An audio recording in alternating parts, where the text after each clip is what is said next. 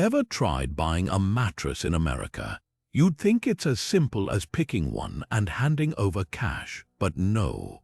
Prepare for a labyrinth of confusing return policies, mysterious sale prices that never actually change, and at least 3 employees insisting you must test, lie on a dozen identical foam rectangles before committing. And that's just the tip of the absurdity iceberg. Welcome to the United States, where everyday life comes with a side of inexplicable chaos. From grocery store aisles designed to make you forget why you walked in, to gas station pumps that demand your life story before dispensing fuel, this country has turned mundane tasks into baffling rituals. But why stop at mattresses? How about the fact that healthcare bills arrive months after treatment, covered in hieroglyphic codes, or that drugstore receipts are longer than the Constitution? These aren't just minor annoyances, they're full-blown cultural phenomena, so bizarre they'd sound like satire if they weren't your daily reality. And the best part, nobody seems to know how or why these systems evolved. They just exist, leaving you to navigate a world where buying a banana feels like solving a riddle wrapped in a mystery inside a nonsensical terms and conditions pamphlet.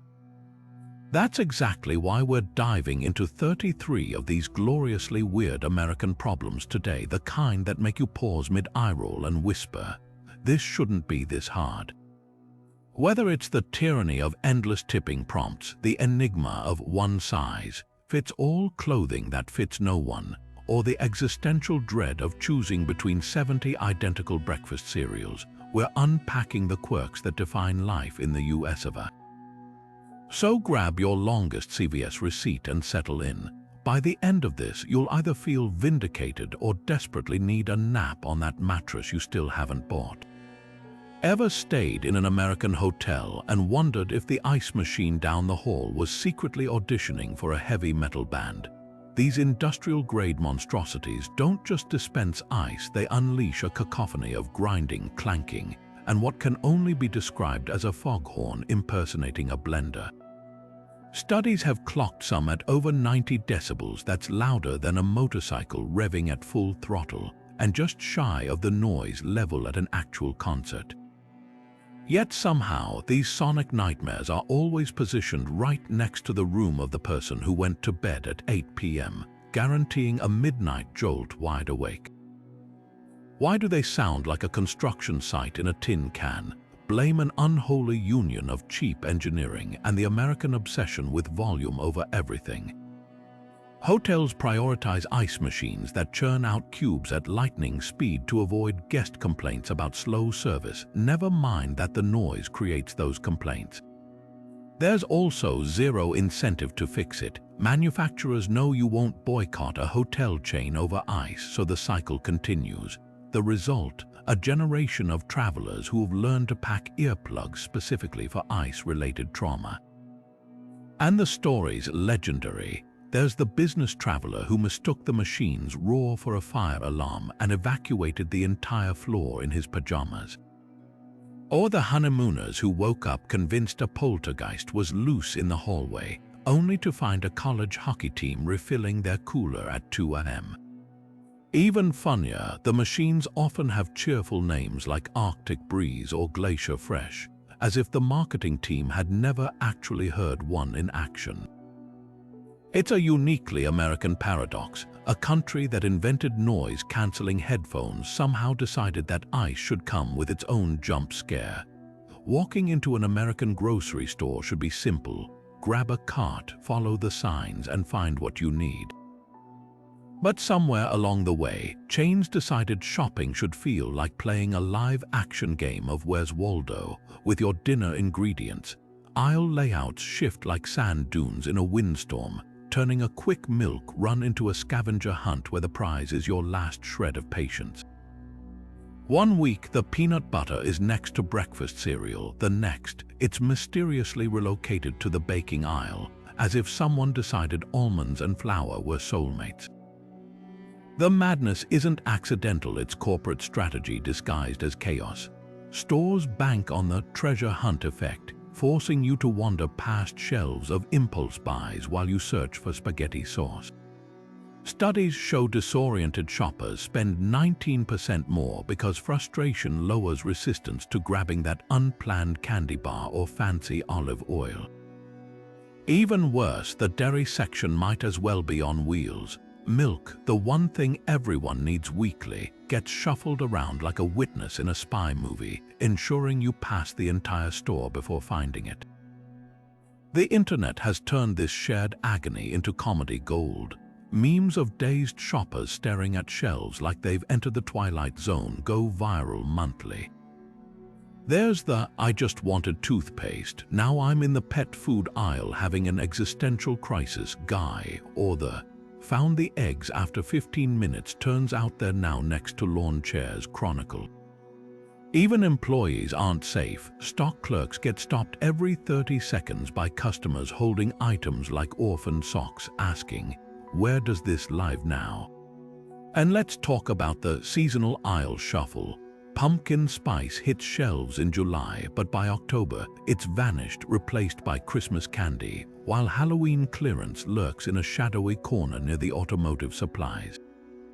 The logic feels less like retail science and more like a game of supermarket bingo, where no one has the same card. The ultimate irony: stores invest millions in loyalty apps that track your every purchase, yet still rearrange the floor like a toddler with a toy box. So next time you're circling the store for the third time, remember, you're not lost. You're being optimized one misplaced soup can at a time.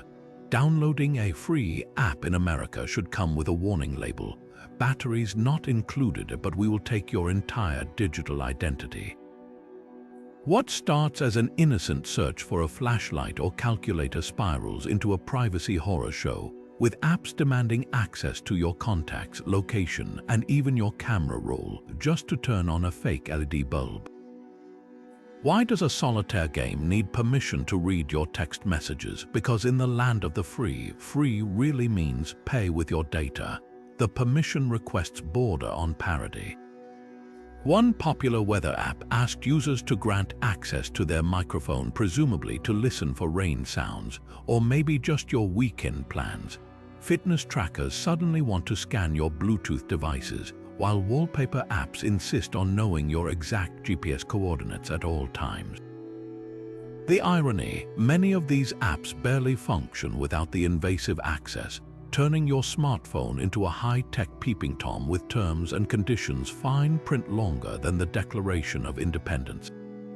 Behind the absurdity lies a darker truth. Your attention isn't the product you are. Apps harvest and resell location histories, contact lists, and browsing habits to data brokers who stitch it all into a scarily accurate profile.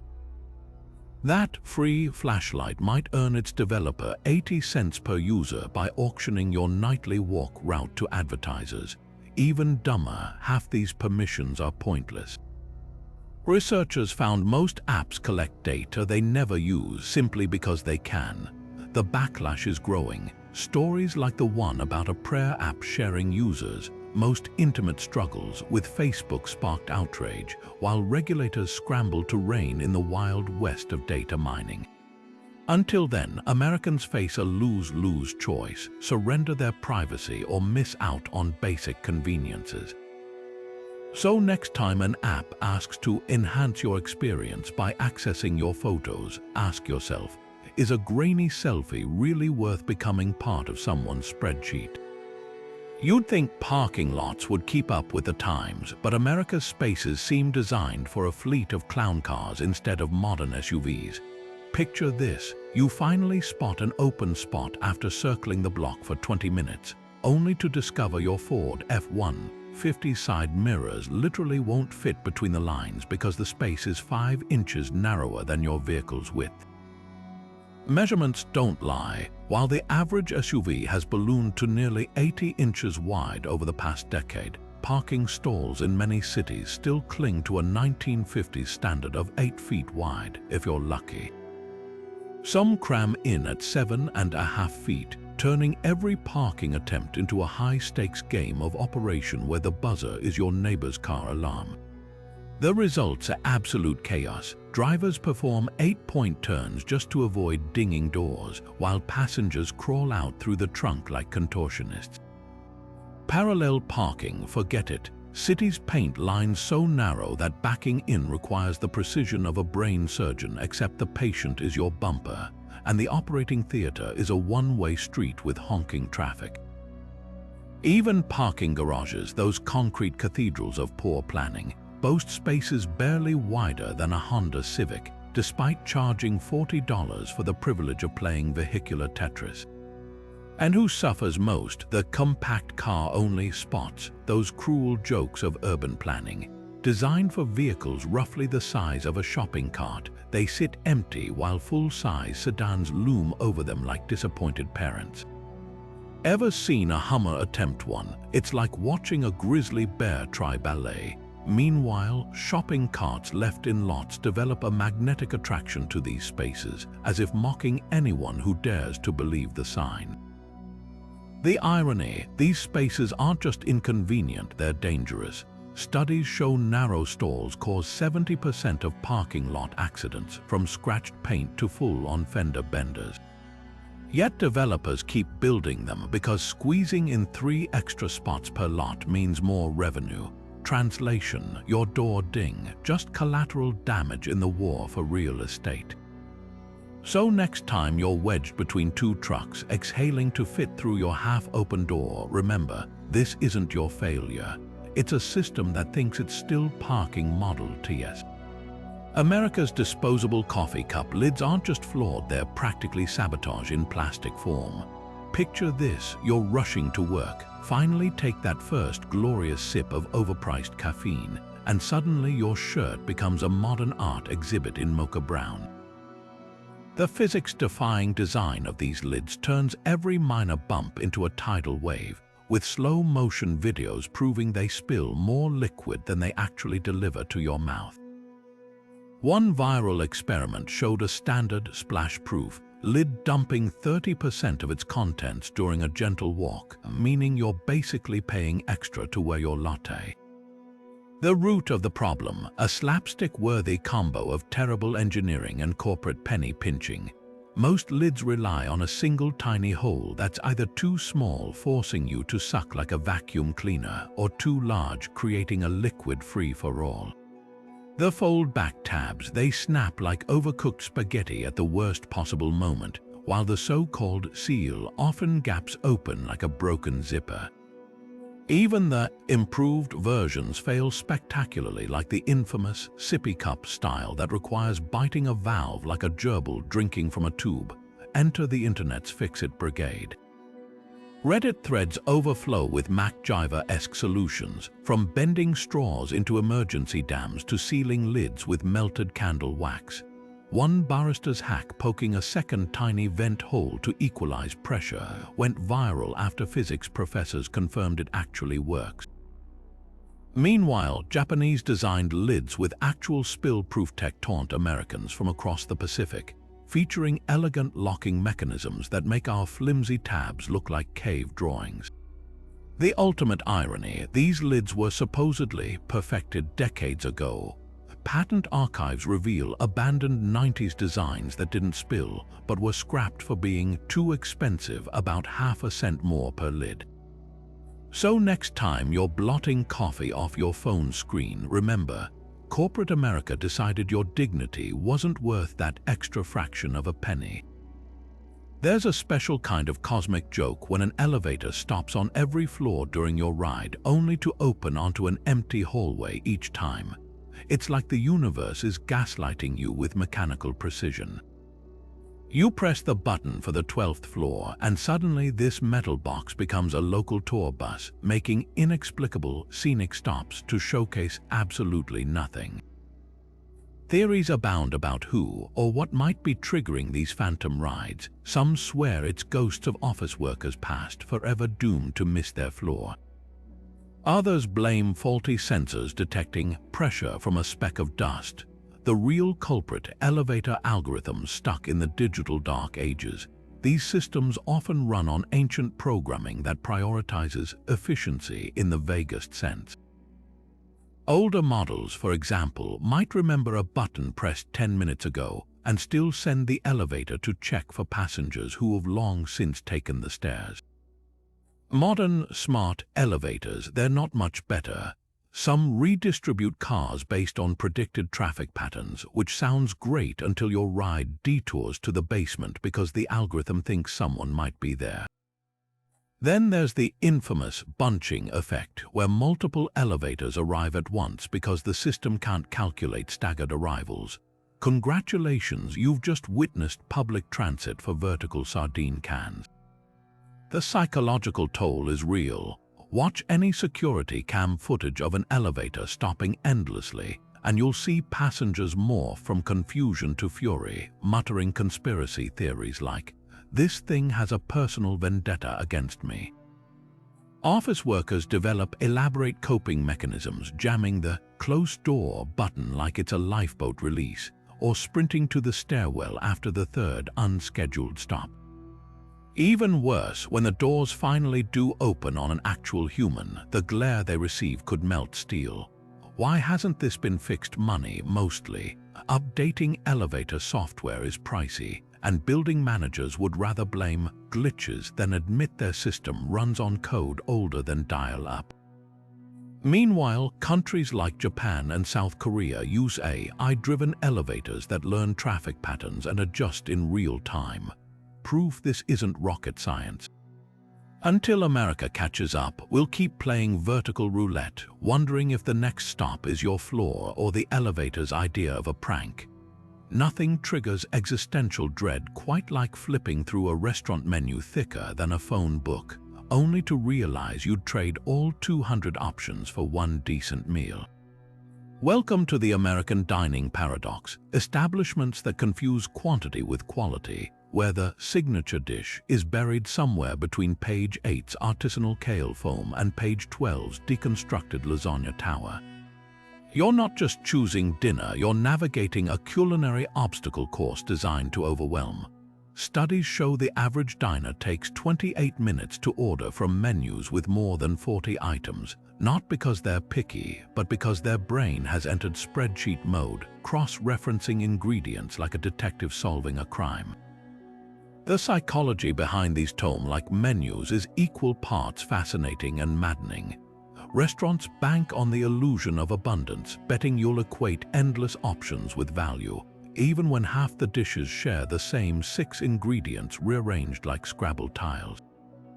Ever noticed how every appetizer seems to involve crispy, bruleed, or drizzled? That's not creativity. It's the same frozen mozzarella sticks wearing different costumes. The real kicker, the best items are often off-menu, known only to servers or Yelp sleuths. Want the life-changing mashed potatoes the chef makes for staff? Too bad they're not listed beside the 17 types of quinoa. Then there's the tyranny of trends. Menus morph into trend graveyards where every dish must include house-made, locally foraged, or activated something, even if it means charging $18 for avocado toast with edible glitter. The descriptions read like parody. Pan-seared diver scallops resting on a bed of hydroponic microgreens kissed by a reduction of balsamic tears. Meanwhile, the actual food arrives looking like a toddler's art project. Regulars know the workaround. Ignore the menu and ask, "What's actually good today?" Servers will often reveal the unlisted burger the kitchen makes after hours or the pasta special the chef is testing. Some diners have turned this into a sport, like the guy who famously ordered "surprise me" at a steakhouse and got a secret cut so tender the table next to him demanded one too. But why should knowing the secret handshake be a prerequisite for a decent meal? The solution might lie in the rise of anti-menus. A handful of rebellious spots now offer just 2 options, chef's choice or surprise me. Ironically, these places get fewer complaints, proof that when it comes to food, less choice often means more satisfaction. Until that catches on, we'll keep squinting at tiny fonts under dim lighting, wondering if truffle-infused air is a side dish or a prank. Nothing stings quite like paying a ransom to access your own money. Yet that's exactly what ATMs across America have turned into: digital bandits in broad daylight. Picture this: you're stranded with a parking meter ticking and a $5 bill in your account, only to discover the nearest ATM demands $3 just to hand it over. That's not a withdrawal, it's a mugging with a receipt. The math gets even more offensive when you realize you've just paid a 60% tax on your cash, all because your bank's logo wasn't stamped on the machine. How did we get here? Blame a perfect storm of banking loopholes and apathy. Most ATMs are owned by third-party companies that charge convenience fees averaging $4.50 per transaction, on top of whatever your bank slaps on for out-of-network usage. That's right, you get double-dipped like a nacho at a greedy diner. Add it up, and Americans cough up nearly $7 billion a year in these fees, enough to buy every citizen a decent lunch if they could afford it after visiting the ATM. The irony cuts deep. Banks spend millions advertising fee-free accounts while quietly maintaining ATM networks so sparse you'd think cash was outlawed. Ever noticed how they cluster ATMs in wealthy neighborhoods but leave lower-income areas reliant on fee-charging machines? It's not an accident, it's a predatory geography lesson. Even funnier, many of these ATMs sit inside convenience stores, meaning you'll pay $3 to access your money, then immediately hand that cash to the clerk for a soda. There's a twisted creativity to the excuses. Banks claim fees maintain the ATM network, yet those same machines bombard you with ads during transactions. One study found some ATMs make more profit from ads than fees, so why are we still footing the bill? The worst offenders even use foreign transaction fees for domestic withdrawals, charging extra because the machine happens to be in a different zip code. Fighting back requires ninja-level strategy. Savvy users swear by apps that map fee-free ATMs, while others withdraw larger sums to minimize trips. Some credit unions even reimburse fees, proving it is possible to not treat customers like walking piggy banks. But until banks feel real pressure, we'll keep paying for the privilege of accessing what's already ours: a modern-day highway robbery where the getaway car is a sleek kiosk with a smiley face sticker. Voicemail systems in America haven't just failed to evolve, they're actively waging war on your time. In an era where even your fridge can send a text, why does leaving a message still feel like performing a one-act play for an automated director who hates you? Picture this: you call your doctor's office, endure a 5-minute phone tree, finally hear, "Please leave a message after the tone," and then the system cuts you off mid-sentence because you dared to pause for 2 seconds. Congratulations, your detailed symptom description is now a cryptic fragment, like a voicemail written by Hemingway on a bad day. The real villain, the menu recursion loop. You know the drill. Press 1 to leave a message, press 2 to hear these options again, press 3 if you've forgotten why you called in the first place. Some systems demand you listen to every single option before accepting your message, like a bouncer checking ID at an empty club. Studies show the average voicemail greeting wastes 22 seconds of your life, time you'll never get back, unlike the 3 identical copies of your message now sitting in the recipient's inbox. And let's talk about message length limits. Need to explain a complex issue? Too bad. The system boots you at 30 seconds, forcing you to either speed talk like an auctioneer or call back, restarting the entire gauntlet. Meanwhile, spam calls glide through unchecked, leaving full-length ads about your car's non-existent warranty. The irony: many offices now text patients to say, "You have a voicemail," a process so backward, it's like receiving a fax about your new email. Millennials have rebelled by refusing to set up voicemail at all, while Gen Z treats it like an archaeological artifact. You mean people used to listen to these? Asked one teenager, horrified. Meanwhile, businesses cling to these systems like floppy disks, insisting professionals need voicemail, while customers rage tweet, "Just let me type my message." The result, a cultural standoff where the only winner is that one guy who still enjoys recording you've reached the desk of with smooth jazz in the background. The solution exists: services like visual voicemail transcribe calls instantly, yet hospitals and banks still force you through verbal obstacle courses. Maybe they're hoping you'll give up and pay the late fee instead. Either way, pressing 3 to repeat these options feels less like a choice and more like a cry for help from a system that knows it's obsolete. Ever pulled into a drive-thru craving a quick burger, only to realize you could have baked a 3-course meal in the time it takes to reach the speaker? Welcome to the great American fast food paradox, where fast is just a suggestion like salad on a menu that's 80% deep-fried. Studies clock the average drive-thru wait at 3 minutes 51 seconds, but anyone who sat through 5 cars at lunch hour knows that number's as fictional as the cheese on your nachos. Meanwhile, you could have whipped up a grilled cheese sandwich, reheated leftovers, and alphabetized your spice rack in that same window. The absurdity reaches peak comedy when drive-thru lines spill into streets, creating impromptu tailgate parties. Memes abound of drivers aging visibly in line. One viral tweet showed a before and after with captions, "Ordered a McFlurry, got my ARP card." Another featured a car covered in cobwebs with the tagline, "Still waiting for my chicken nuggets." Even Google Maps now humorously labels some drive-thrus as temporary residences after users reported being stuck so long, their phones auto-switched to home Wi-Fi. Behind the glacial pace, a perfect storm of corporate cost-cutting and menu bloat, fast food chains have expanded offerings to ridiculous levels. Some menus now boast over 100 items, turning order-taking into a game of Jeopardy. Where everyone loses, combine that with skeleton crews. Many locations run on 2 employees during rush hour, and you've got a system where asking for no pickles triggers a 10-minute existential crisis.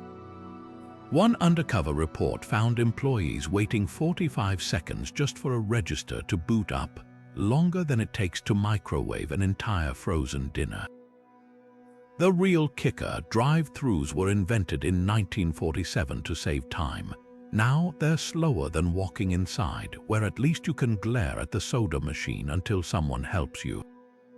Some locations have become self-parody, like the infamous Chick-fil-A that installed a drive-thru traffic director because the line routinely blocked highway exits.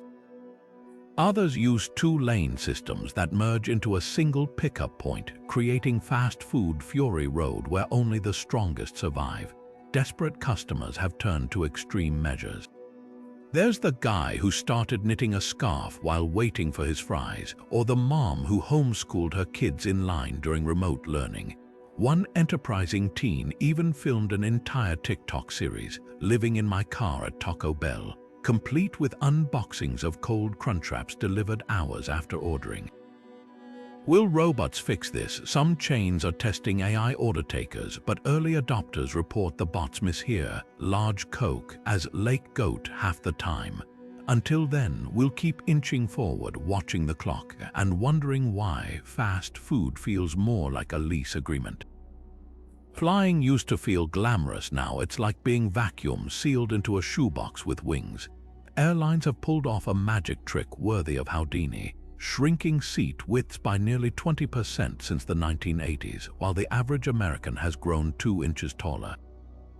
The result, a physics-defying puzzle where 6-foot-tall passengers must fold themselves into spaces narrower than their shoulders, knees wedged against tray tables like contortionists in economy class. Flight attendants whisper about the inevitable rage, grown adults reduced to elbow wars over 3 inches of armrest, or the silent fury of having a stranger's hair tickle your nose because reclining seats now have the personal space radius of a handshake. The numbers don't lie. In 1980, the standard seat width was a roomy 18.5 inches. Now it's 17 or less, with some budget carriers cramming rows at just 28 inches of legroom. That's tighter than the average office chair and roughly the hip width of a 12-year-old. Meanwhile, passenger waistlines have expanded by 4 inches since the 1970s, creating a mismatch so severe that the FAA had to redesign evacuation tests with wider mannequins. The irony: airlines market these seats as slimline designs for efficiency, but veteran flight attendants know the truth. They're trading passenger comfort for profit, squeezing in extra rows like a Black Friday sale on human sardines. The fallout is equal parts absurd and infuriating. Social media brims with viral videos of passengers using shoehorns to wedge themselves into seats, or measuring armrests with tape measures to prove they've lost another inch overnight. Reddit threads dissect the armrest treaty, the unspoken rule that the middle passenger deserves both armrests since they're already suffering the indignity of becoming a human armrest themselves. Then there's the dreaded recline button, now a trigger for airborne feuds. One flight attendant confessed to mediating a fight where a passenger superglued their seat upright to retaliate against chronic recliners. A move the airline technically couldn't penalize since no tampering rules never anticipated craft supply sabotage. Airline executives defend the shrinkage with Orwellian doublespeak. "We're optimizing space for modern travelers," claims one brochure, as if humans evolved narrower pelvises to fit Spirit Airlines' business model. Meanwhile, premium cabins sprawl wider than ever, with lie-flat seats that could comfortably house a family of 4. It's a brutal class divide at 30,000 feet. Economy passengers practicing tactical breathing to avoid expanding their ribcage, while first-class flippers sip champagne in what's essentially a studio apartment. The most telling detail: flight crews have started calling economy the anger zone. They swap stories of normally calm people snapping over seatback touches, or the existential despair of realizing you paid for the privilege of being folded like origami. Some airlines even quietly offer de-escalation training for staff, teaching them to spot the warning signs like when a passenger starts counting seat inches aloud like a courtroom transcript. Until regulators step in or humans stop growing, we'll keep playing this twisted game of Tetris where every new efficiency makes the sky feel a little less friendly. Smart assistants were supposed to usher in the future. Instead, they've become the tech equivalent of that one coworker who misunderstands every request. The same device capable of dimming your lights and playing Mozart can't seem to distinguish between "add milk to the shopping list" and "call the police about a milk emergency." Take the infamous case of a Portland family whose Alexa misinterpreted a child's chatter as an order for $170 worth of dollhouses and a 4-pound bag of cookies. Their crime: laughing too loudly near the speaker. Voice recognition fails range from comedic to catastrophic. One Reddit user asked Siri to turn on the living room lamp and watched in horror as their smart locks disengaged at 2 a.m., welcoming the freezing night air like an uninvited guest.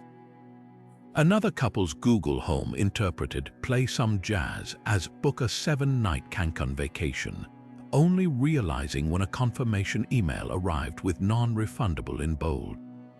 Even basic tasks become Russian roulette. Asking for a weather update might trigger a 5-minute monologue about humidity in Buenos Aires, while "set a timer for 10 minutes" somehow activates your robot vacuum to climb the stairs. The real mystery: why these devices still can't recognize who's talking. Despite years of voice training, they'll obediently take orders from anyone, including dogs. True story. A golden retriever ordered $47 worth of chew toys via Alexa, toddlers babbling in fake Spanish, and that one TV commercial where a car salesman says "Hey Google" at exactly the wrong pitch. Security experts have demonstrated how easy it is to hack smart speakers with recordings played from outside windows, yet the same systems will ignore legitimate owners mid-sentence if someone sneezes in the next room. Companies treat these glitches like charming quirks rather than flaws. When an Alexa mistakenly sent a woman's private conversation to a random contact, Amazon's response was essentially, "Whoops, maybe don't discuss sensitive topics near your devices." Meanwhile, Apple boasts about Siri's privacy focus, while it accidentally shares your reminders with the entire family iCloud group. The irony: we paid extra for these premium features, like buying a butler who pours orange juice in your shoes and calls it personalized service. The internet has turned these fails into performance art. There's the Alexa Why playlist compiling the most bizarre misinterpretations, from a request for NSYNC songs triggering a grocery delivery to 9 sinks. Or the viral tweet where someone's smart fridge auto ordered 36 bottles of mustard after mistaking a dinner conversation for a shopping list. Even emergency features backfire. Multiple users report screaming, "Call 911," during actual crises, only to hear playing "Call Me Maybe" by Carly Rae Jepsen in response. Underneath the comedy lies a disturbing truth. We're outsourcing basic tasks to machines that fail at kindergarten-level comprehension. Your grandparents' rotary phone was dumb, but at least it never ordered 1,000 glow sticks because it thought you said battle supplies. Until these devices learn the difference between beach day and buy 1,000 pounds of clay, maybe keep your toaster on manual mode. Pressing a crosswalk button feels like voting in a rigged election. You dutifully push, wait for change, and slowly realize the system was never listening. Cities across America are littered with these mechanical placebos, buttons that haven't been connected to traffic signals in decades, yet continue to masquerade as functional tools. One study in New York found that 90% of pedestrian buttons were completely disconnected, serving no purpose beyond giving impatient walkers something to crush with their thumbs. Even funnier, many still light up or click satisfyingly when pressed, like a vending machine that takes your dollar before displaying "out of order." The psychology behind this deception is equal parts brilliant and depressing. Traffic engineers admit the buttons exist solely to provide the illusion of control, a placebo effect strong enough to calm frantic pedestrians. Think about it: standing at an intersection feels infinitely worse if you believe you forgot to push the button, rather than accepting the system ignores you by design. Some cities even keep functional buttons during off-peak hours but disable them at rush hour when traffic patterns are too complex for pedestrian input.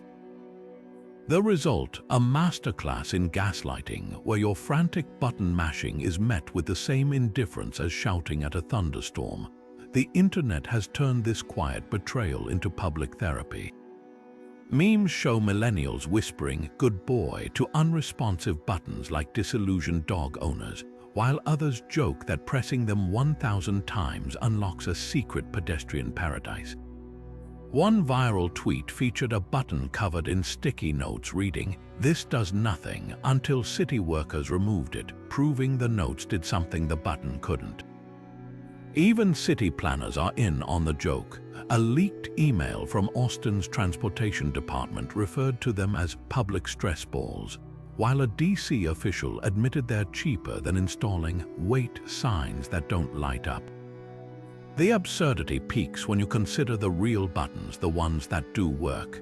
These unicorns are often hidden in plain sight, indistinguishable from their decoy cousins. Tourists in Boston quickly learn that only buttons at certain intersections trigger walk signals, while locals develop spidey senses for the one functional button in a sea of fakes. Some cities, like Seattle, have begun removing placebo buttons entirely after studies showed they increased pedestrian frustration once the truth went viral. Others have embraced honesty with signs reading "button inactive during peak hours," which somehow feels more offensive than the lie, the ultimate irony. The few working buttons are often programmed with excruciating delays. Press 1 in downtown Chicago, and you'll wait through 3 full light cycles before getting permission to cross, enough time to question your life choices. Meanwhile, traffic engineers quietly acknowledge that all crosswalk timing is designed for cars, not humans. Your walk signal isn't a right, it's a begrudging concession from the automotive overlords. Until cities prioritize feet over F1, 50s, we'll keep pounding those buttons like lab rats, hoping for a pellet that stopped dispensing in 1992. Signing up for a gym membership takes 50 seconds. Online canceling one requires the persistence of a medieval scribe and the patience of a saint. America's fitness industry has turned quitting into an Olympic sport, with obstacles so absurd they'd be funny if they weren't legally binding. Take the California man who discovered his gym's easy cancellation required faxing a notarized letter to a corporate office in Delaware in the year 2023. Or the New York woman who navigated a 12-step phone tree only to be told her request wouldn't process unless she paid a final month's fee that magically matched her original sign-up discount. These aren't isolated incidents, they're systemic traps dressed in lycra. The tactics read like a villain's playbook. Some chains flat out hide cancellation options, like the national franchise that only allows quitters to submit requests via a buried portal that crashes every third attempt. Others deploy retention specialists trained in psychological warfare, offering free months with auto-renewal, naturally or suddenly, losing paperwork you mailed certified. One gym in Texas was caught requiring in-person cancellations during a 2-hour weekly window conveniently when most members were at work, the crowning irony. Many of these contracts cite health and wellness as core values while actively harming mental health through bureaucratic torture. Consumer attorneys call it the Roach Motel model, easy to check in, impossible to leave. Class action lawsuits have exposed gyms charging customers years after cancellation, thanks to fine print allowing administrative fees to resurrect dead accounts. One notorious chain faced fines for continuing to debit a deceased member's card for 18 months, insisting the estate needed to cancel in writing from the deceased. Even when you do escape, victory feels hollow, like the Colorado man who received a 90-page PDF confirmation titled Acknowledgement of Lifestyle Failure. The backlash is brewing. States like California now mandate online cancellation for services originally bought online, but gyms exploit loopholes by claiming memberships are club services exempt from digital mercy.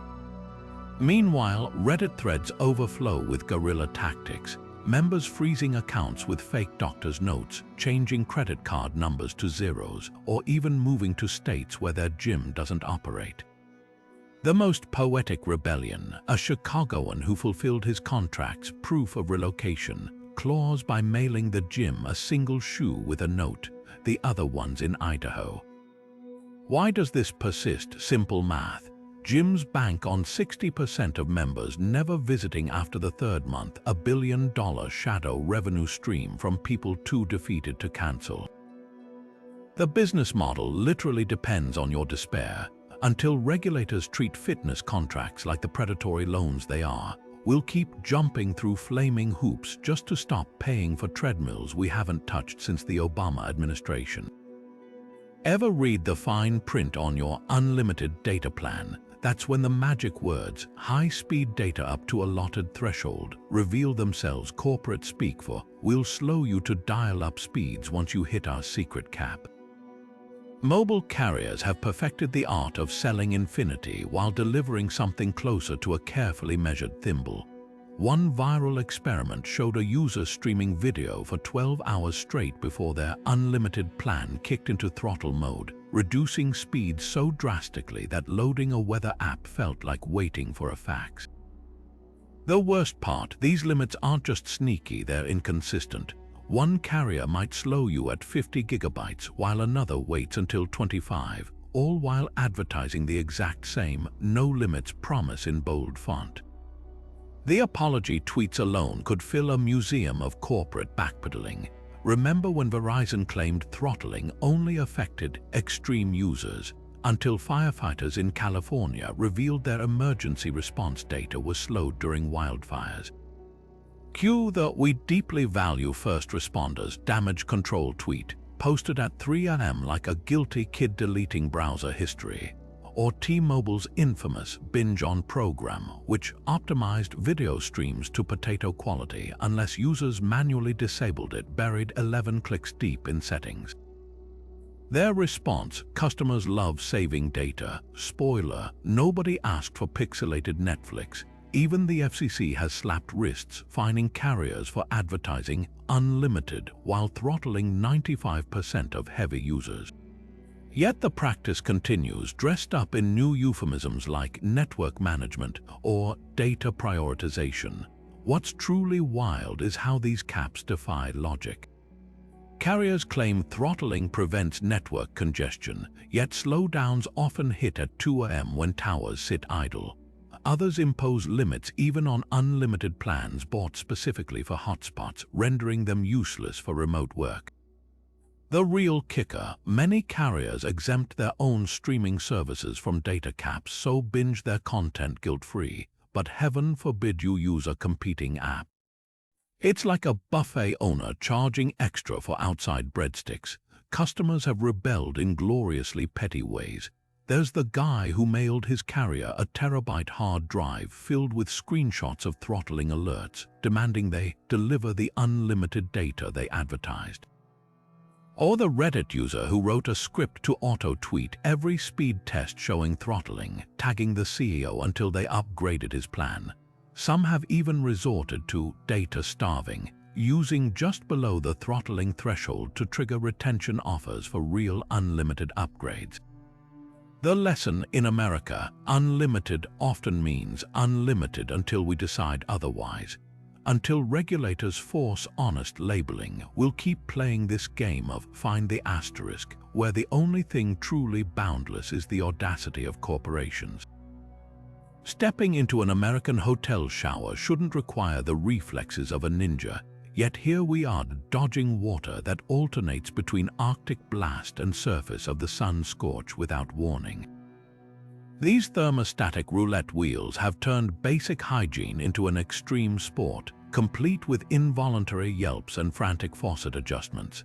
Slow-motion videos capture the chaos perfectly. 1 second you're peacefully shampooing, the next you're performing the hot lava dance as the water suddenly hits boiling point, then just as abruptly switches to ice-cold revenge. Engineers swear these showers meet safety standards, but anyone who's endured a 5-second cycle of sauna to igloo knows the truth. Hotel plumbing is powered by pure chaos theory. The root of this torture lies in a perfect storm of cheap parts and prehistoric pressure systems. Most hotels use single-handle faucets designed to save money, not sanity. Their cartridges wear out faster than a dollar store flip-flop, causing temperature spikes that defy physics. Add in water pressure that fluctuates like a crypto stock thanks to other guests flushing or washing hands, and you've got a system where lukewarm is a mythical concept.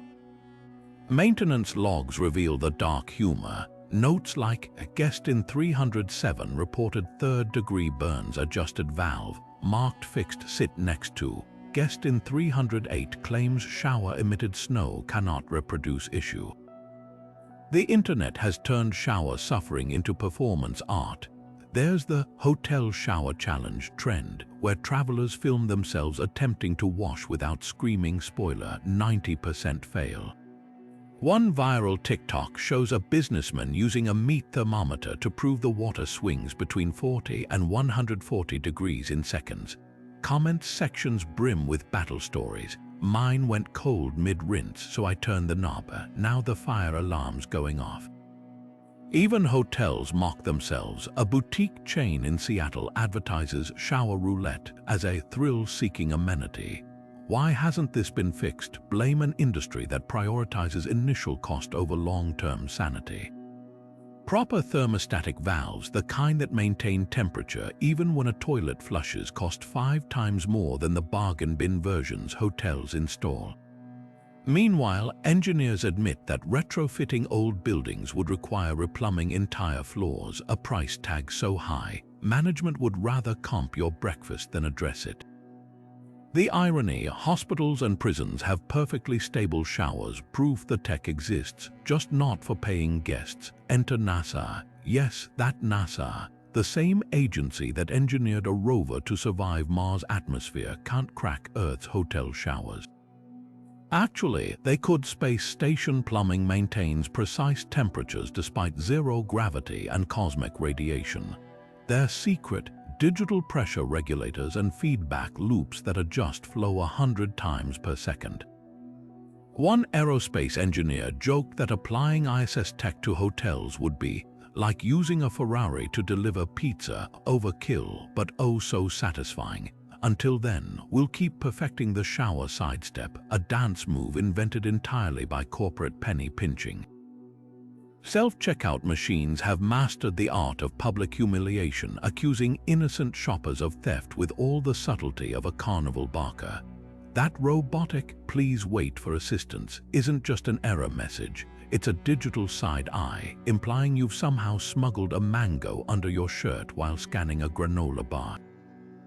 The statistics are grim. Studies show 1 in 3 self-checkout interactions triggers a false alert, turning every grocery trip into a high-stakes game of prove you're not a criminal. Even funnier, the machines seem to target the most harmless items. Forget high-dollar electronics. They'll lock down the entire system over a single unscanned banana, as if fruit smuggling is the crime wave of the century. The psychology behind these Orwellian kiosks is equal parts fascinating and insulting. Retailers save billions by replacing cashiers with machines, then spend millions on anti-theft software that assumes every customer is a potential felon. The tech relies on weight sensors and cameras so sensitive, they'll flag a shopper for breathing too close to the bagging area. Reddit threads overflow with tales of machines accusing people of stealing their own reusable bags or freezing when a child dares to touch the screen. One viral tweet showed a receipt with "item not bagged" error. Apparently, the system detected invisible contraband. The assistance protocol is its own circle of hell. That flashing yellow light summons an employee who's usually managing 8 other malfunctioning stations, ensuring your wait feels like a perp walk. Meanwhile, actual shoplifters breeze through with full carts, knowing the machines can't detect items slyly left in the bottom basket. The irony, stores lose 65% more to theft with self-checkouts than cashiers, according to loss prevention data, yet they'd rather punish honest shoppers than admit the system's flaws. Some chains have weaponized the awkwardness. Walmart's AI cameras now film customers at checkout, displaying real-time footage on-screen with a cheerful "let's double-check." As if you'll happily replay your shame in 4K. Others use random receipt checks that disproportionately target minorities, a bias so well documented that lawsuits have forced changes. The machines even gaslight. One mom was accused of not scanning diapers until the employee found them under the scanner, where the machine itself had knocked them. The rebellion is growing. Customers deliberately scan items twice to confuse the scales, or tap dance on the bagging area to trigger endless errors. One artist made an exhibit out of rejected receipts titled "The Machine Called Me a Liar." Until retailers choose trust over theater, we'll keep playing this lose-lose game where the only winning move is bringing back the human cashier. Stepping into a taxi should be a relief from the elements, not an extreme weather survival challenge. Yet somewhere along the way, America's cab drivers declared thermostatic war, turning backseats into microclimates so extreme they'd make a meteorologist weep. You either freeze like a stranded Arctic explorer or slowly bake like a rotisserie chicken, with zero in between.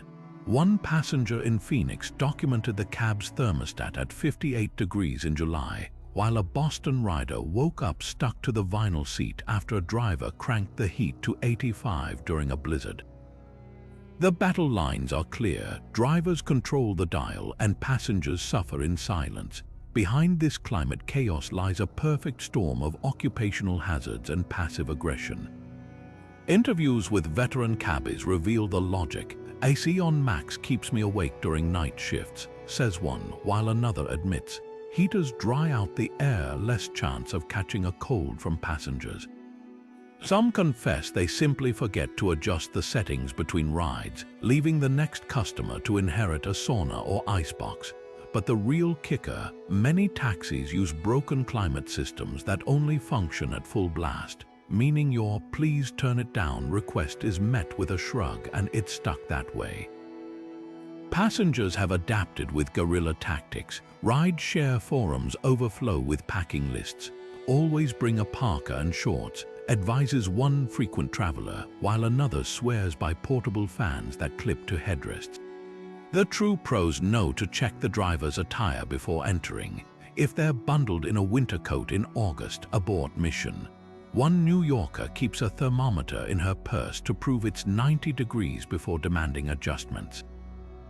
Others resort to bribery, offering extra tips upfront for temperate mercy. The most absurd cases border on performance art. There's the Las Vegas passenger who arrived at her hotel shivering in 90-degree heat because the driver liked the sound of the AC at full roar. Or the Chicago man who watched his Uber driver roll down the windows in a snowstorm rather than touch the thermostat. Even ride-share ratings reflect the insanity. One-star reviews citing, "Felt like I was being flash frozen. Sit beside. Driver handed me a hand fan mid-ride." Climate scientists could study these cabs as extreme biomass. Infrared cameras reveal temperature gradients sharper than a desert sunset windshield, frost forming inside while passengers huddle under spare floor mats. The solution exists: dual-zone climate control, standard in most modern cars. Yet cab companies install cheap aftermarket systems with all the subtlety of a carnival dunk tank. Until riders unionize or thermostats gain democracy, we'll keep playing this high-stakes game of meteorological roulette, where the only winning move is carrying your own weather station. The phrase "one size fits all" might be the biggest lie in American retail, especially when it comes to hats. These supposedly universal accessories somehow manage to simultaneously suffocate your skull like a too-tight vice, while also perching precariously like a bird's nest, ready to take flight with the slightest breeze. Studies show the average American adult head circumference falls between 21 and 23 inches, yet the standard adjustable hat often fits a range of literally no one, stretching from toddler to basketball player with zero middle ground. The result, a nation of people either wearing hats that hover above their ears like UFOs or clamp their temples with the pressure of a blood pressure cuff. The internet has turned this sizing farce into a comedy goldmine. Viral videos show grown men swimming in trucker hats that swallow their entire scalp, while others battle snapback closures that leave angry red lines across their foreheads like some sort of hat-related hazing ritual. One particularly iconic tweet featured a toddler wearing an adult-sized baseball cap with the caption, "They said this fits ages 3 to 99.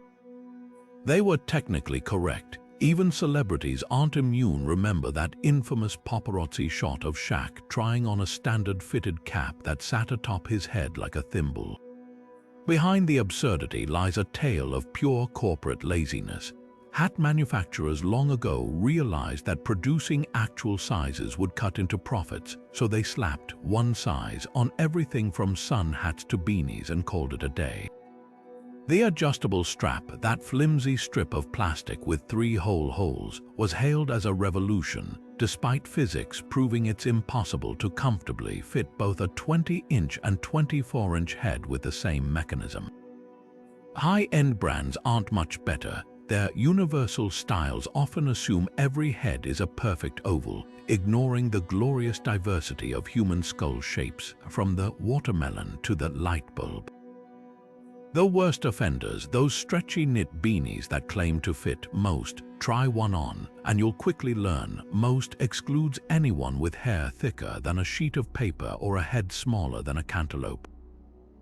The moment you tug it over your ears, it either rockets back up to your hairline like a snapped rubber band or engulfs your entire face, leaving you blind and wondering if you've accidentally purchased a ski mask. The solution exists. Custom-fit hats have been around since the 1800s. hundreds, but until retailers admit that human heads aren't mathematically identical, we'll keep playing this tragic game of sartorial roulette. Maybe someday we'll live in a world where one size fits most actually means most. Until then, pray for strong winds. You'll need them to keep your hat on. Movie theater concession stands have perfected the art of highway robbery, disguising it as refreshments. A bottle of water that costs 99 cents at any gas station suddenly becomes a $10 status symbol the moment it enters a multiplex. It's not just water. Popcorn bags hit $15 with the same nonchalance as someone auctioning a Picasso, while candy boxes smaller than your palm cost more than streaming an entire movie at home. When did snacks become a luxury good? Somewhere along the way, studios and theaters struck a deal where your wallet gets sequestered longer than the runtime of Avengers Endgame. Let's break down the economics of this cinematic extortion. Theaters keep as little as 20% of actual ticket sales, especially in the first weeks of a blockbuster's release. That means for every $20 ticket you buy, the theater might only pocket $4, barely enough to cover the electricity for those recliner seats. So how do they stay afloat? By marking up concessions 1,000%. That $10 water bottle costs them 30 cents wholesale, the $20 nachos. Maybe $2 in ingredients. It's not just profit, it's survival. One leaked internal memo from a major chain literally referred to popcorn as the theater's mortgage payment. The most shameless part, the psychological warfare of it all.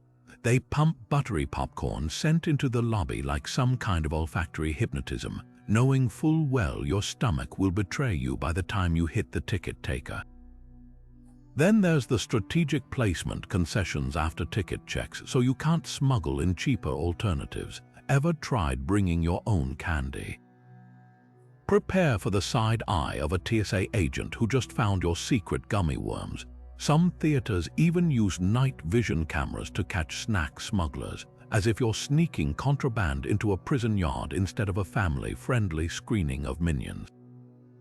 The internet has turned this into dark comedy. Memes compare concession prices to rare gemstones. For just 3 small sodas, you could OWN this stunning cubic zirconia. Others calculate that per ounce, theater popcorn costs more than filet mignon or even saffron. One viral tweet showed a receipt where 2 waters and a box of Sour Patch Kids totaled $38 with the caption, "Guess I'll just dehydrate and cry."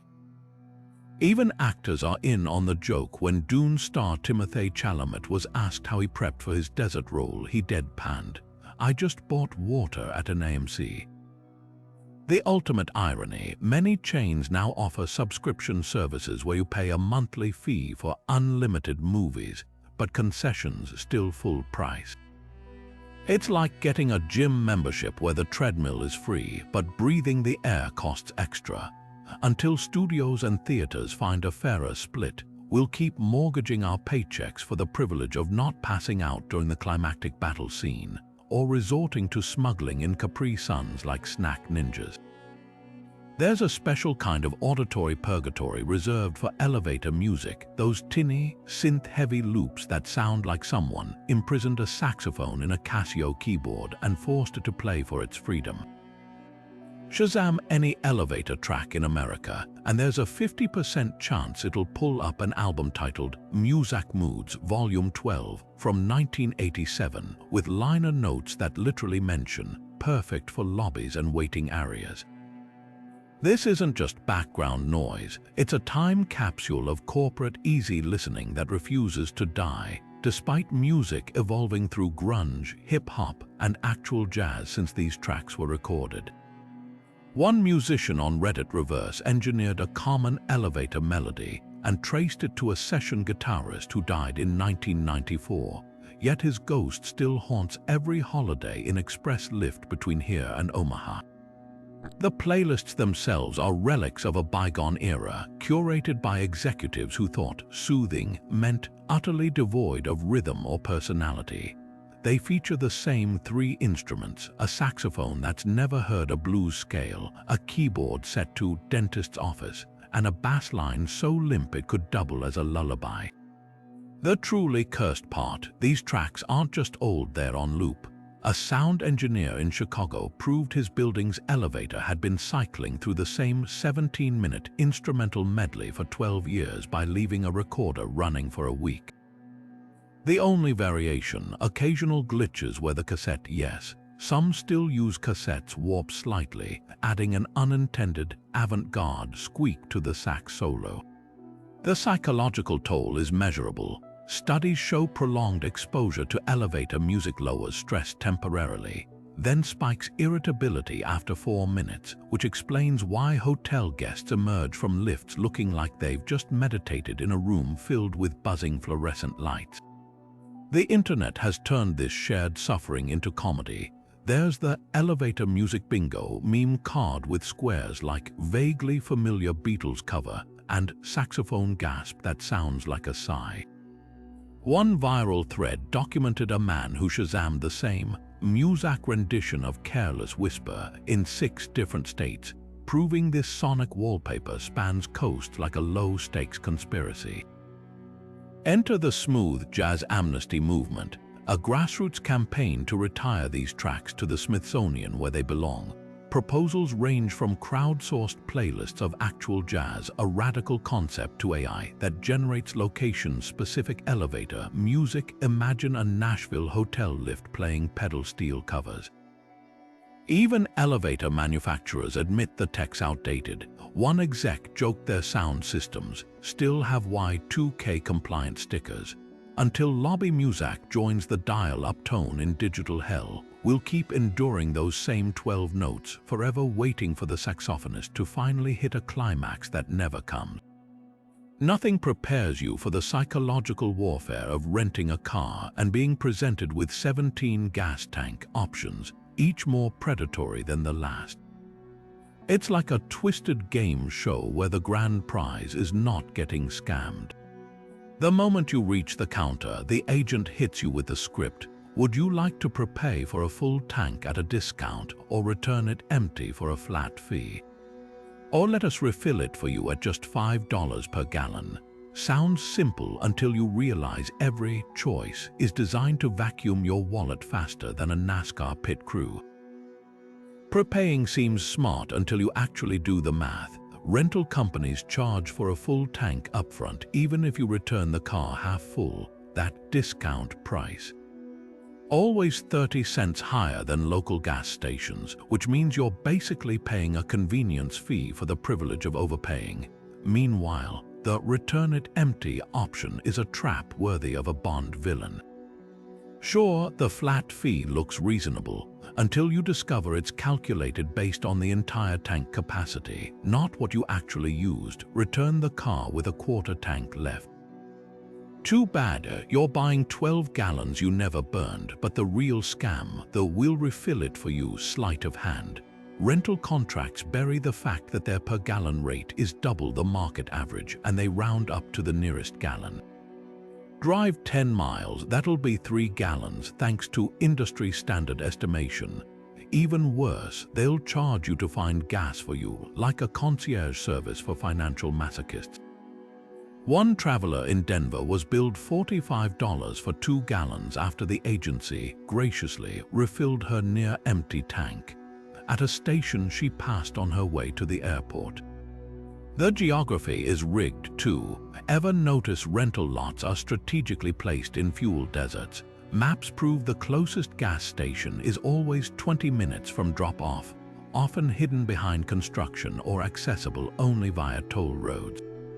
One investigative journalist tracked rental agencies in LAX and found every nearby station priced 15% higher than averages just 5 miles away, suggesting sweetheart deals between chains and gas vendors. The internet burns with revenge hacks. There's the guy who drove in circles near the return lot to burn every last drop before emptying the tank. Or the woman who filmed herself filling a rental's gas to the brim with a medical syringe to avoid rounding up. Others simply eat the cost and leave one-star reviews titled, "I paid for a ghost tank." Until rental companies stop treating gas like a roulette wheel, travelers will keep playing this lose-lose game, where the only winning move is bringing your own jerrycan. There's a special irony in eco-friendly packaging that requires jaws of life to open. Plastic clamshells that slice fingers faster than a sushi chef, all while sporting leafy green logos and promises of sustainability. These environmentally conscious traps are the Trojan horses of retail. Their cardboard outer sleeve screams recyclable, but inside lurks a razor-edged plastic sarcophagus that laughs in the face of both scissors and human patience. One study found 34% of consumers have drawn blood battling these packages, with plastic-related ER visits spiking during holiday seasons because nothing says festive spirit like stitches from a Barbie doll's fortress of solitude. The disconnect between marketing and reality would be funny if it weren't so literal. Brands slap made with 30% less plastic on clamshells that still take 90 seconds and a Stanley knife to breach, turning simple unboxings into survival challenges. YouTube tutorials with titles like "How to Open Clamshells Without Losing a Finger" rack up millions of views, while ER nurses joke about packaging season, that post-Christmas period when they treat more scissor slip wounds than actual holiday accidents. The worst offenders, electronics and toys, where the plastic is so thick, you'd think they were protecting nuclear codes instead of a $10 pair of earbuds. Behind the absurdity lies a darker truth. These packages aren't designed for sustainability, despite the greenwashing. Recycling centers often reject clamshells because the mixed materials plastic fused with cardboard sleeves jam sorting machines. Even when they are recycled, the energy required to process them cancels out any eco-benefits. Meanwhile, the injury toll is very real. A Johns Hopkins study linked clamshell packaging to 28,000 ER visits annually in the US, roughly one every 20 minutes. That's more injuries than from chainsaw accidents in some states. The internet has turned this shared trauma into dark comedy. Viral tweets show scissor blades snapped in half mid-battle with a clamshell, while Reddit threads overflow with packaging hacks, like using a can opener or blowtorch not recommended. One mom documented her 12-step process to free a single action figure, captioning it, "I've diffused bombs with less tension." Even companies are in on the joke. A parody ad for clamshell cut-resistant gloves racked up shares before the brand clarified it wasn't actually selling them, though they'd sell out instantly if they did. Why does this persist? Blame a perfect storm of theft prevention and brand illusions. Retailers insist clamshells deter shoplifters, though security tags exist, while marketers swear the cocoon effect makes products feel premium. Never mind that actual luxury brands use magnetic boxes or slipcases because nothing says high-end like bleeding onto your new purchase. Some states have banned certain clamshells, forcing brands to adopt paper pulp or plant-based alternatives that actually biodegrade. Until that spreads, we'll keep trading banned aids for the privilege of buying batteries wrapped in the plastic equivalent of a medieval gauntlet. Hitting a red light should be bad luck, not the start of an inescapable traffic purgatory where every intersection for the next mile flashes crimson in perfect, sadistic sync. Welcome to America's red wave phenomenon, where urban planners have somehow turned stoplights into a coordinated symphony of wasted time. It's not just one light turning against you, it's an entire city block conspiring to ensure you idle at every single crossroad, watching phantom pedestrians who exist only in the algorithm's imagination. Civil engineers call this signal progression, a term that sounds efficient until you realize it was optimized for 1950s traffic flow, back when cars had tail fins and gas cost 30 cents a gallon. The math is maddening. Studies show lights timed for 25-mile-per-hour zones, speed limits no one actually follows, create perpetual stop and go cycles. Drive the posted speed, congratulations, you'll hit every green. Go even 1 mile faster or slower. prepare for a traffic light gauntlet that feels personally offended by your existence. One Los Angeles driver documented hitting 11 consecutive reds on a 3-mile stretch, a feat of statistical improbability akin to losing at roulette a dozen times in a row. The kicker, the lights were technically synchronized just for a speed 5 miles per hour below the posted limit, as if the city was trolling commuters.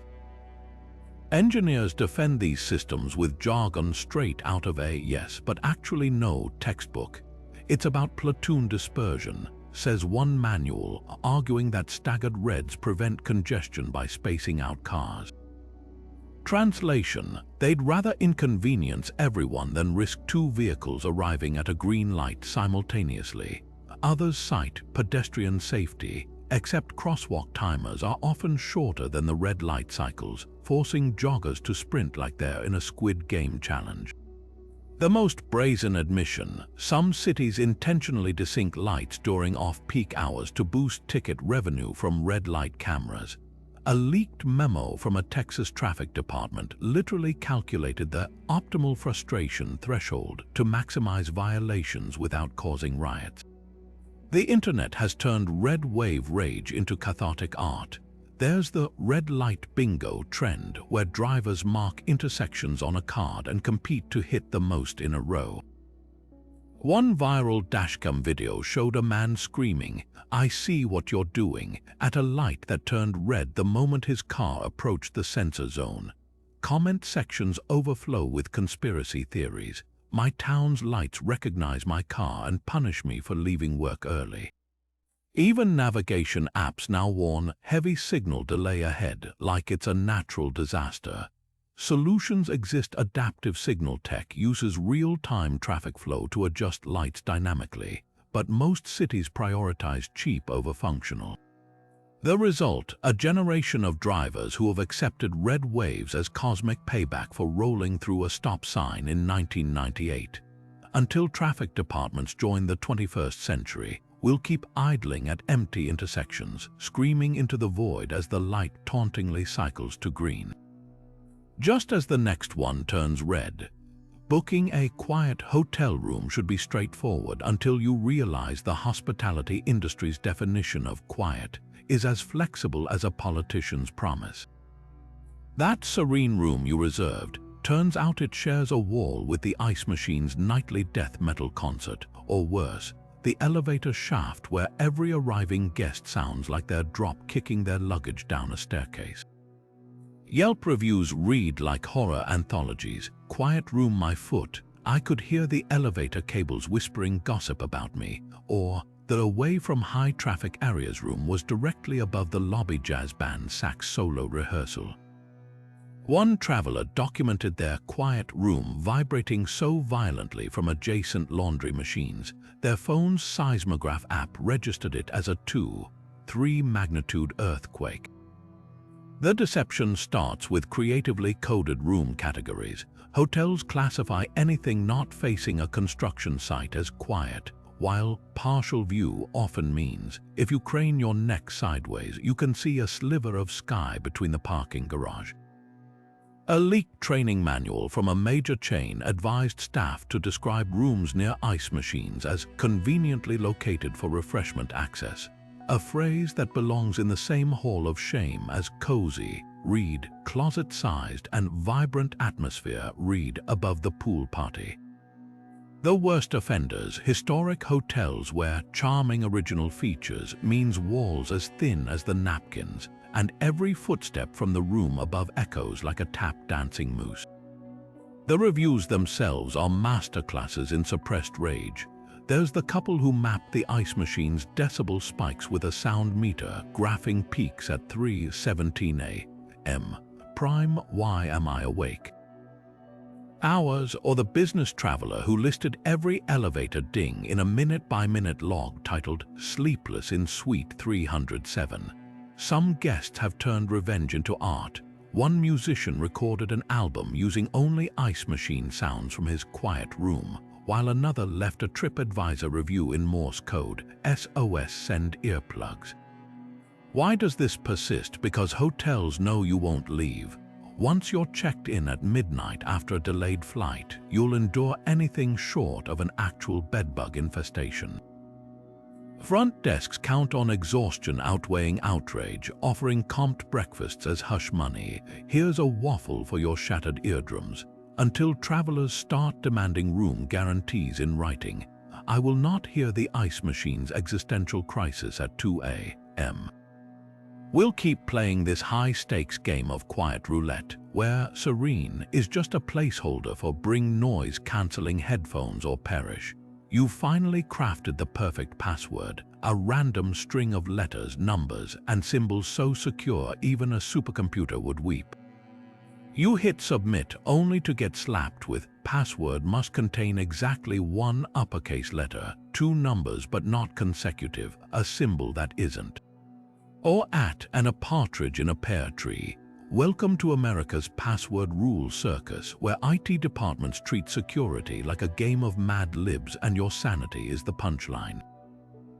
These aren't safety measures, they're digital hazing rituals designed to break you. The rules read like a scavenger hunt from hell. Some demand no repeating characters, as if hackers are thwarted by your inability to type R. Others ban dictionary words, forcing you to create $7PLM2, which you promptly forget, ensuring you'll reset it next login. The most absurd offenders.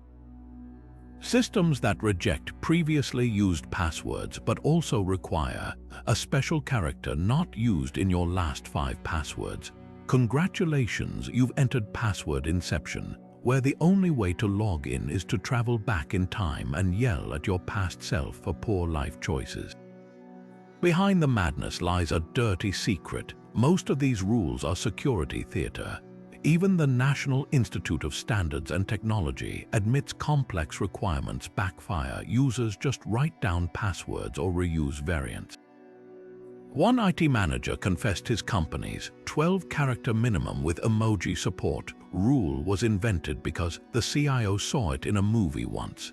Another admitted their no repeating letters policy was coded in 1999 and never updated, like a digital relic in a tech museum. The internet burns with rage-fueled creativity. There's the Password Hall of Shame subreddit, where users post rejected gems like "Nope, Flamingo Dance Party 42 is too similar to your pet's name, I don't own a flamingo."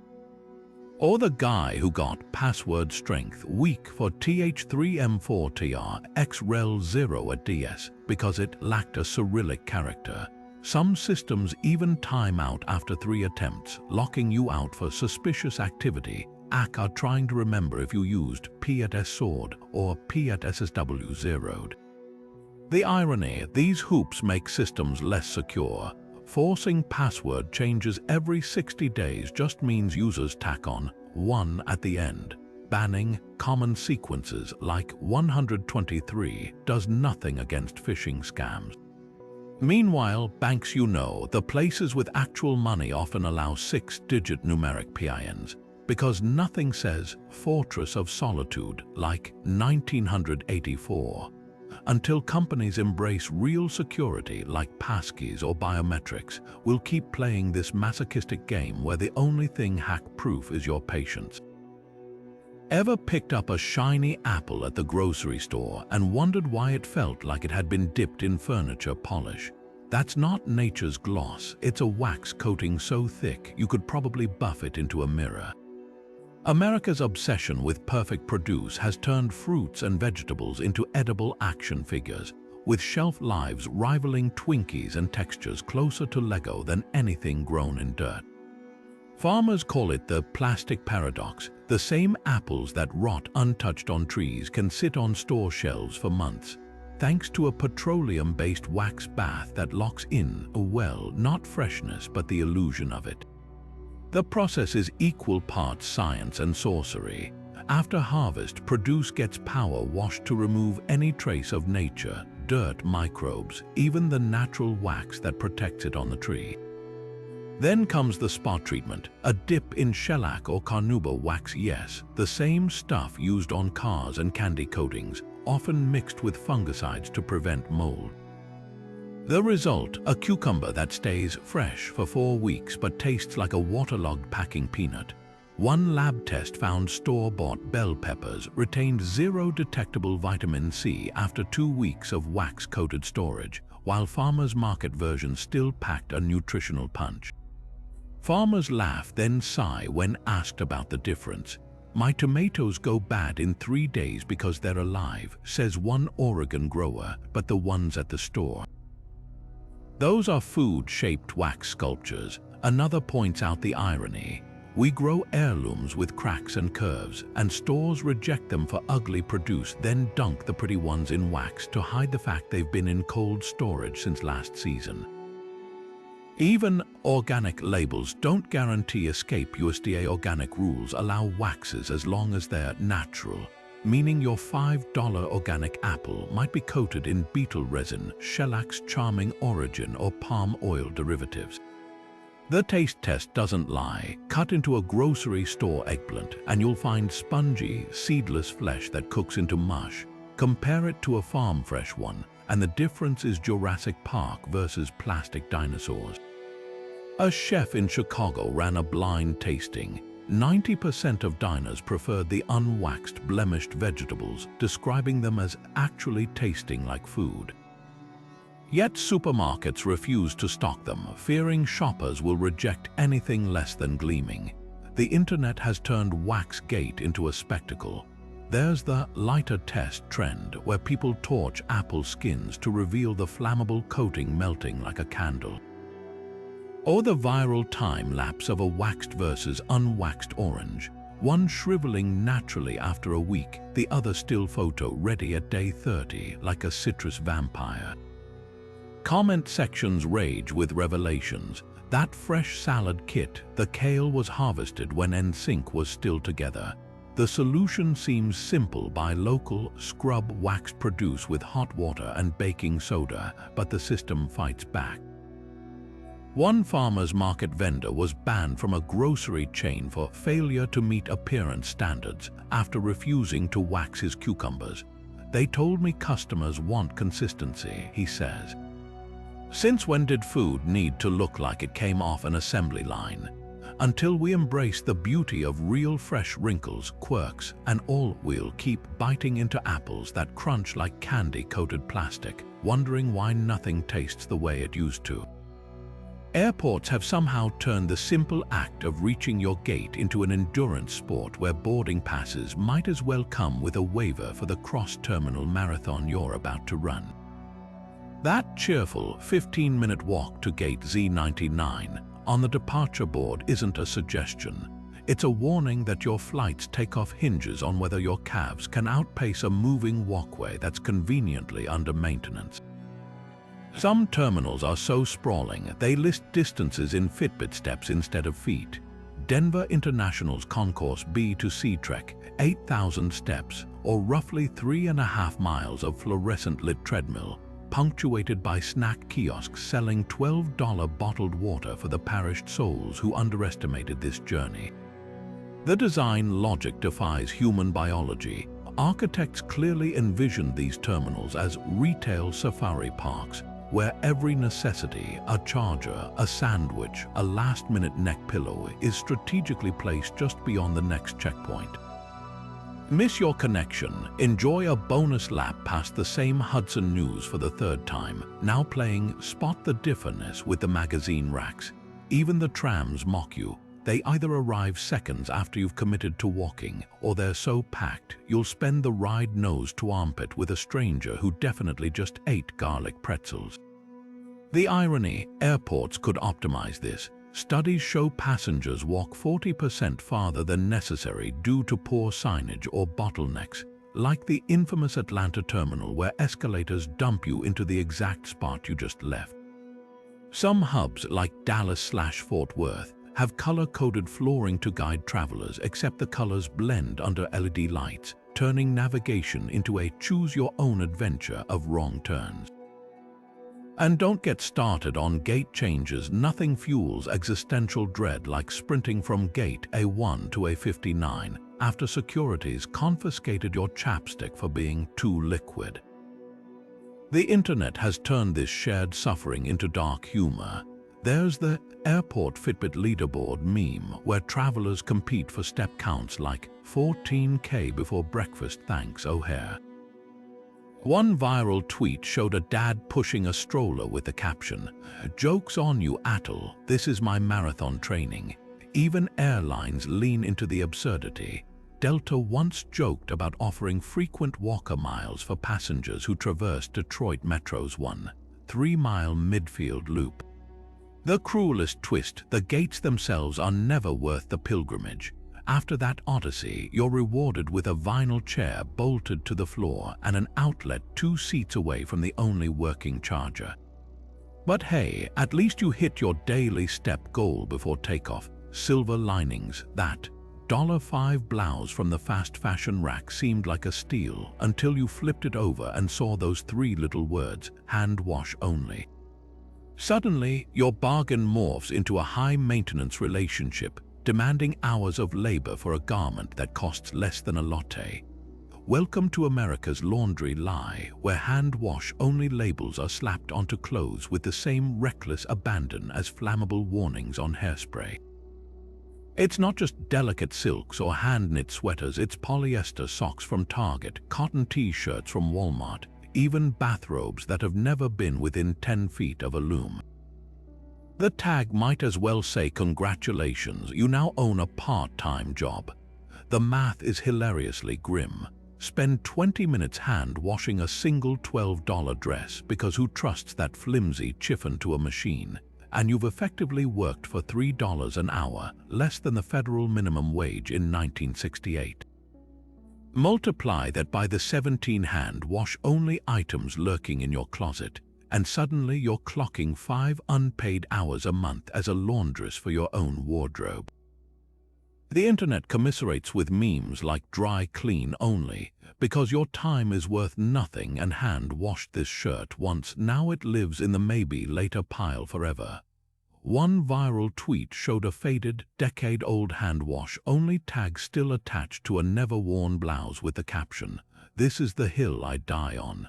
Behind the absurdity lies a cynical industry secret. Most hand-wash-only labels are C.Y.A. theatrics. Textile engineers admit many fabrics tagged as delicate can survive a gentle machine cycle, companies just overworn to dretch returns. A New York Times exposé found 80% of hand-wash garments showed no damage after 50 machine washes.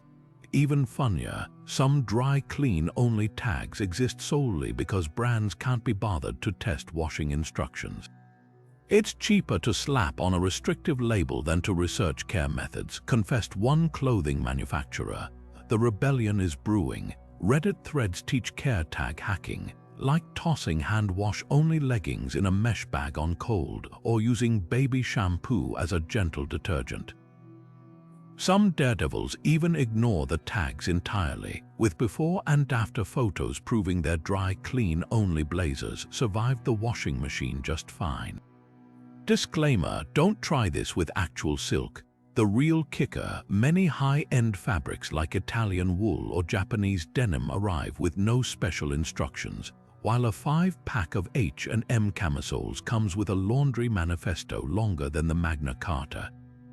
Until brands stop treating care labels like legal disclaimers, we'll keep drowning in a sea of hand-wash guilt, staring at that pile of maybe one-day clothes, wondering if we're preserving fabric or just preserving corporate laziness. Nothing crushes the soul like watching your carefully clipped coupon go poof into digital oblivion the millisecond you swipe your card. These aren't just expiration dates, they're precision-engineered countdowns designed to expire mid-transaction, like some kind of retail Mission Impossible self-destruct sequence. That $2 off coffee creamer coupon you proudly presented, the cashier's scanner just rejected it with the cheerful equivalent of "lol, try again, sucker." And the reason, the coupon's fine print is set to void at 11:59 a.m. and you hit checkout at 12:01. The psychology behind this cruelty is diabolical. Companies know exactly when shoppers are most vulnerable standing at the register, arms full of groceries with a line of impatient customers behind them. That's when the cashier drops the bombshell. "Oh, this expired. Checks watched 2 minutes ago. It's not an accident, it's strategy." One leaked retail training manual literally coached employees to use expiration deadlines to minimize redemptions without causing customer revolt.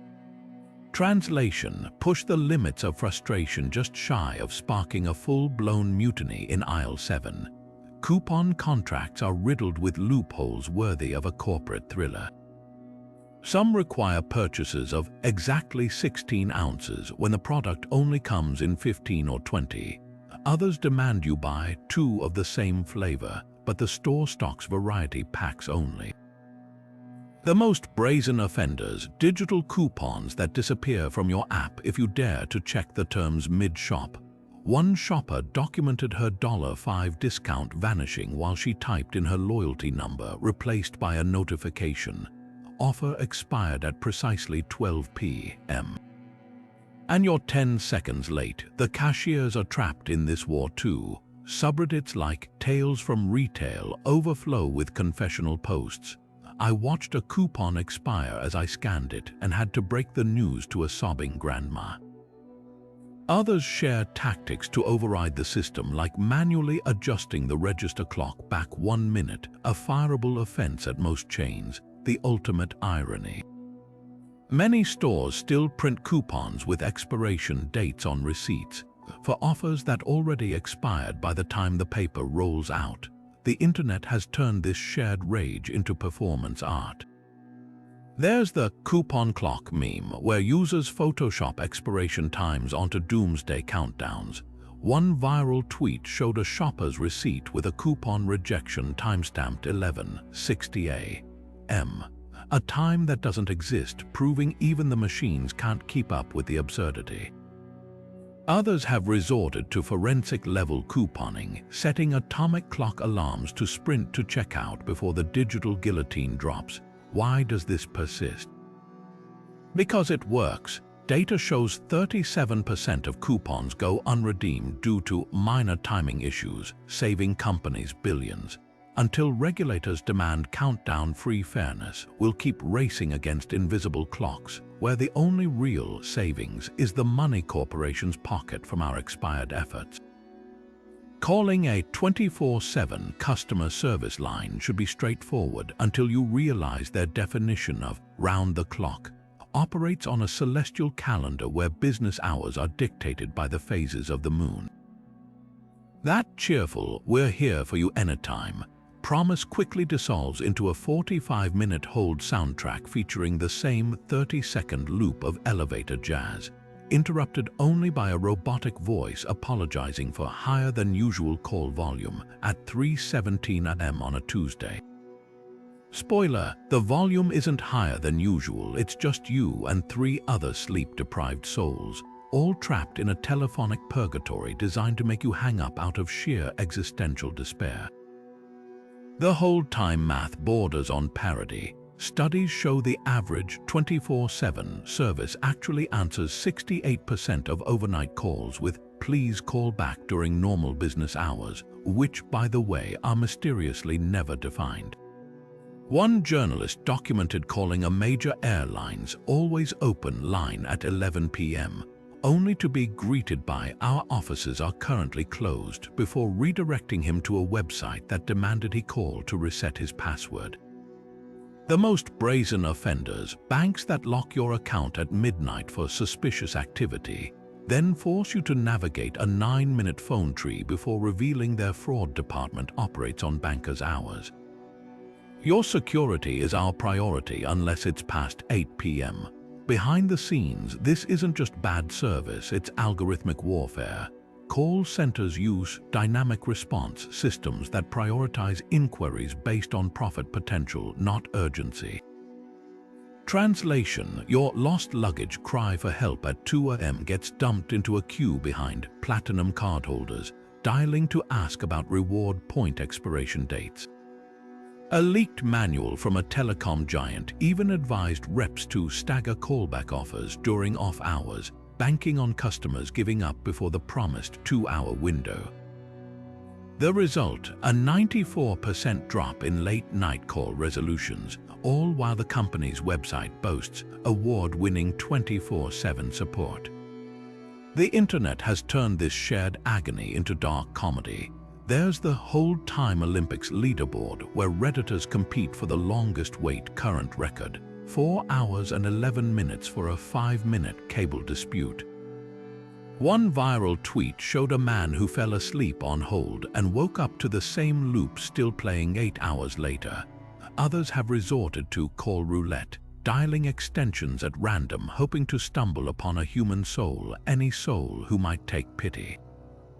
The crowning irony, many of these 24/7 lines outsource overnight shifts to other time zones where it's also the middle of the night. So while you're listening to the 5th repetition of "your call is important to us," the sole employee manning the line is halfway across the globe, equally exhausted and equally wondering why corporate America thinks always open means technically powered on. Until companies admit their call centers run on vaporware and wishful thinking, we'll keep whispering into the void, hoping against all evidence that tonight might be the night someone actually picks up.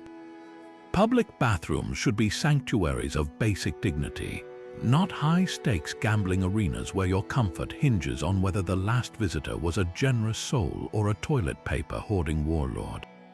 Step into any American airport, gas station, or mall restroom, and you're playing a game of Will There Be roulette, where the prize is the ability to leave with your dignity intact. The internet burns with desperate tweets from stalled prisoners. Day 3 in the Target bathroom, rations are low, using a receipt as TP mistake, the ink runs.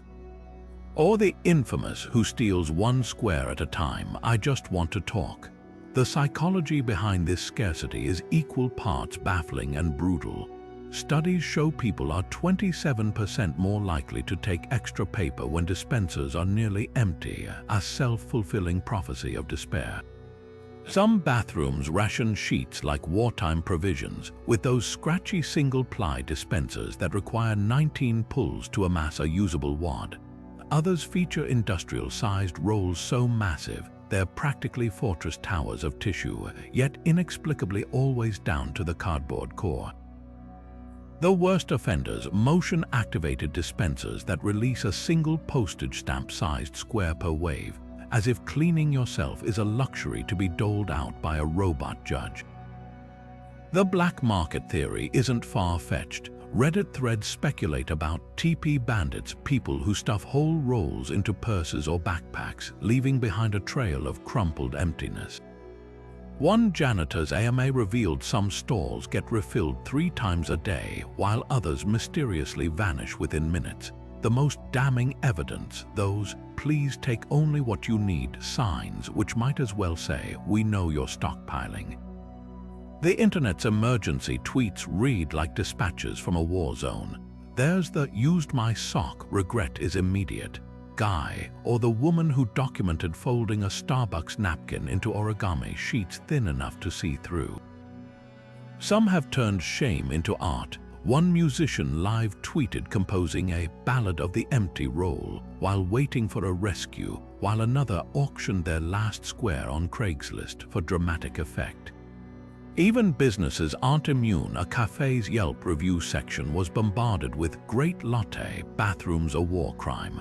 Why does this persist? Because restocking TP is the janitorial equivalent of Sisyphus boulder, endless and demoralizing.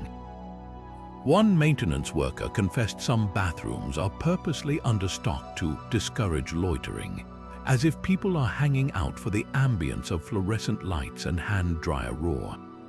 Until America treats toilet paper like the human right it is, we'll keep rationing receipts, sacrificing socks, and tweeting our despair from the porcelain throne, 1 square short of salvation. Opening a box of easy assembly furniture should feel like a quick chore, not an existential crisis where you question your grip on reality. Yet somehow, those innocent-looking IKEA instructions transform into a psychological obstacle course where step 1 is locate the Allen wrench and step 2 is contemplate the meaning of life while staring at a diagram that resembles an airport runway map. The internet is littered with time-lapse videos of couples descending from cheerful teamwork to hushed rage in under 10 minutes, as they realize some assembly required actually means Swedish fluency and a degree in structural engineering. One viral poll found that 34% of respondents considered IKEA furniture a leading cause of relationship tension, right behind money. Whose family to visit for the holidays? The instruction manuals themselves are masterclasses in minimalist confusion. That cheerful line drawing of a person smiling while holding a shelf. It's a lie. Real-life assembly involves multiple phases of holding a plank with your chin while simultaneously screwing in a bolt with your non-dominant hand, all while the included wrench disintegrates like a prop from a slapstick comedy. Engineers have tried reverse engineering these diagrams. One MIT study concluded they're intentionally vague to prevent liability, forcing users to intuit solutions like cavemen discovering fire. Even funnier, the parts are often labeled with cheerful Scandinavian names Klippan, Björkster that start to sound like taunts by hour 3 of your simple bookshelf project. The true test of any relationship is watching your partner misinterpret step 4 and confidently attach a table leg to the ceiling.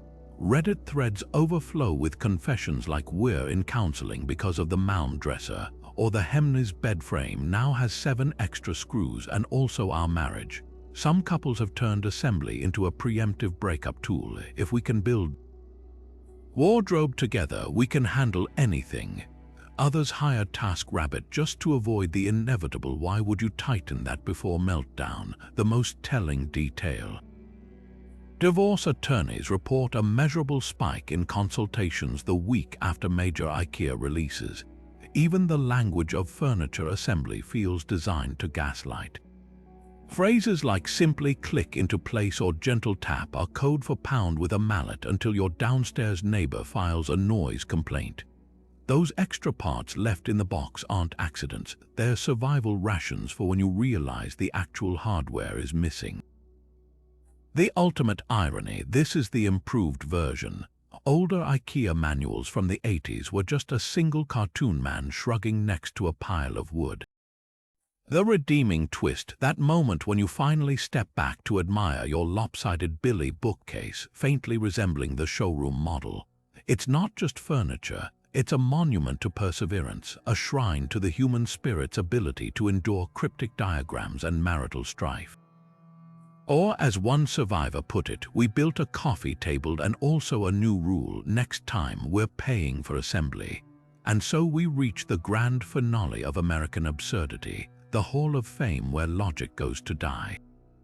Let's take a bow for the ice machines that double as alarm clocks, the drive-thrus slower than snail mail, and the ATMs that charge you for the privilege of accessing your own money.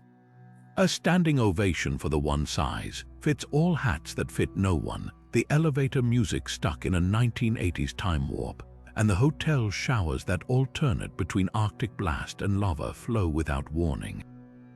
And who could forget the hand-wash-only socks, because nothing says pampering like scrubbing your ankles with artisanal detergent. But here's the real kicker: these aren't isolated incidents. They're features of the American experience, like a theme park where every ride is designed by someone who's never met a human. The crosswalk buttons that don't work. They're not broken, they're decoy democracy. The grocery aisles that rearrange like a funhouse mirror. That's not chaos, it's strategic disorientation.